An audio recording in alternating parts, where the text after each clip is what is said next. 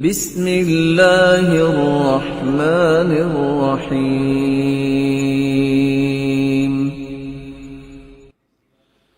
دنیا کے اندر کسی ایک مصیبت کو سینے سے لگانا پڑتا ہے، یا دین کو یا دنیا۔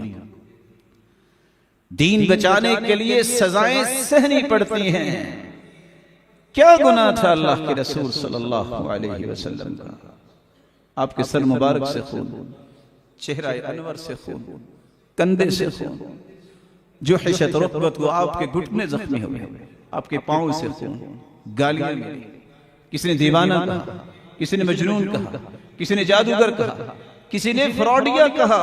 قرآن نازل ہوا وَمَا كَانَ لِنَبِيٍّ أَن يَغُلَّ، نبی کے لائق نہیں وہ فراڈ کرے۔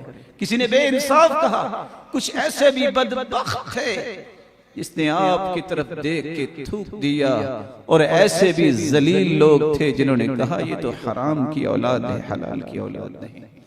وہاں اللہ کے پیارے محبوب کو یہ کہنا پڑا وَلِدْتُ مِن نِکاح لا من سفاح، میں نکاح سے پیدا کیا گیا ہوں، من لدن آدم، آدم سے لے کے میرا نسب نامہ پاک صاف ہے۔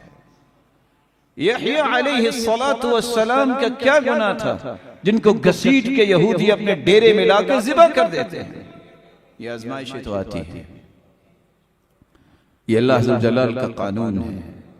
ان اللہ اذا احب عبدا ابتلاہ، اللہ جب کسی کو پسند کرتے ہیں تو اس کو ٹٹولتے ہیں، آزماتے ہیں، ثابت قدمی دکھائے گا کہ نہیں دکھائے گا۔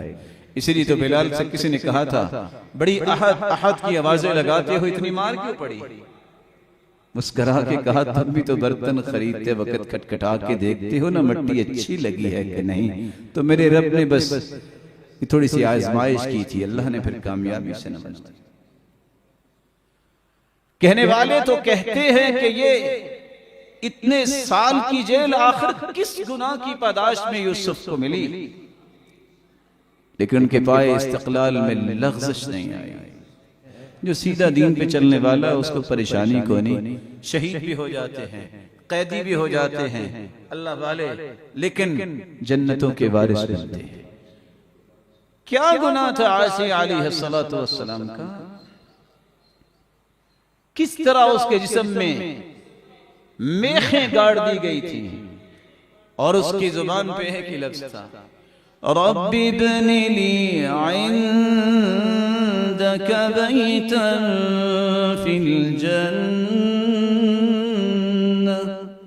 ونجنی من فرعون وعمله ونجنی من القوم الظالمین۔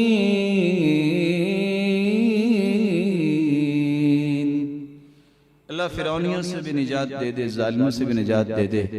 میں نے صدارتی محل چھوڑا ہے، اشارہ ابرو پہ 4000 غلام حرکت کرنے والوں کی قربانی دی ہے، اور اس مصیبتوں میں آ گئی ہوں۔ اللہ صرف ایک خواہش ہے، اپنے پاس میرا ایک گھر بنا دے۔ اللہ نے ملک الموت کو بھیجا، فکشف لها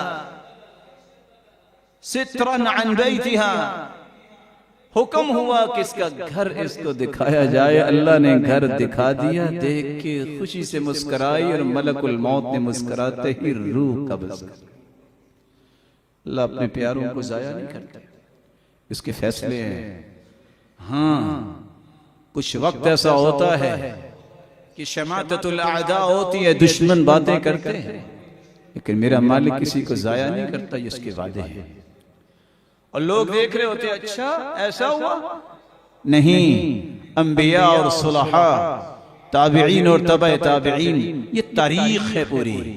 دشمن آئے بھی، 70 مفتیوں نے اس بات کا فتویٰ دیا تھا امام احمد بن حنبل کو سولی پہ لٹکایا جائے۔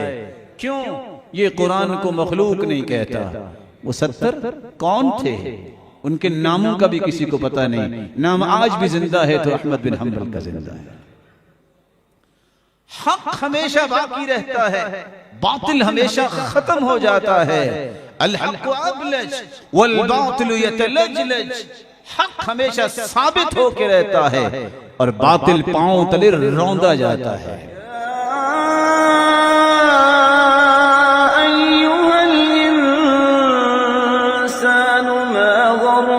بربك الكريم